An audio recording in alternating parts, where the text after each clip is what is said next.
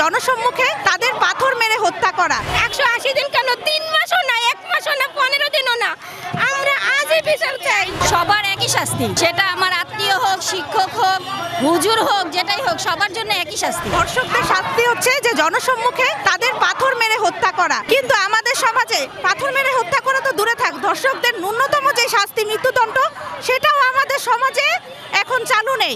কিন্তু আমি জোর দাবি জানাচ্ছি যে ধর্ষকদের যদি প্রকাশ্যে শাস্তি না দেওয়া হয় বা প্রকাশ্যে যদি তাদের মৃত্যুদণ্ড কার্যকর করা না হয়, তাহলে আরও 10 জন ধর্ষক সেখান থেকে সচেতন হবে না এবং আমাদের দেশে কখনোই ধর্ষক প্রতিরোধ করা সম্ভব না।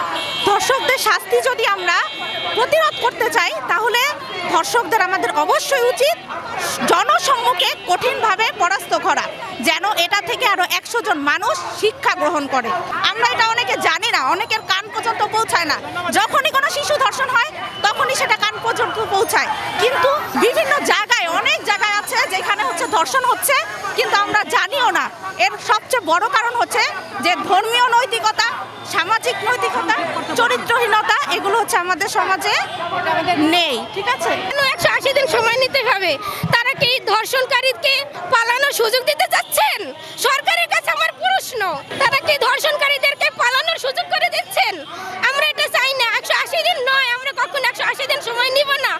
180 দিন কেন, 3 মাসও না, 1 মাসও না, 15 দিনও না, আমরা আজই বিচার চাই।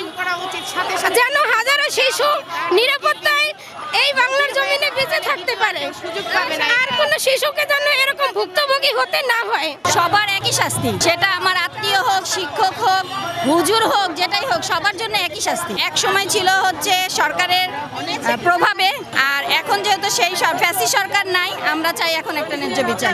সম্মিলিত নারী প্রয়াসের পক্ষ থেকে বলছি, বর্তমান যে অবস্থা, যেভাবে ধর্ষণ চলছে, এই অবস্থার মধ্যে আমি নিজেকে নিরাপদ মনে করছি না।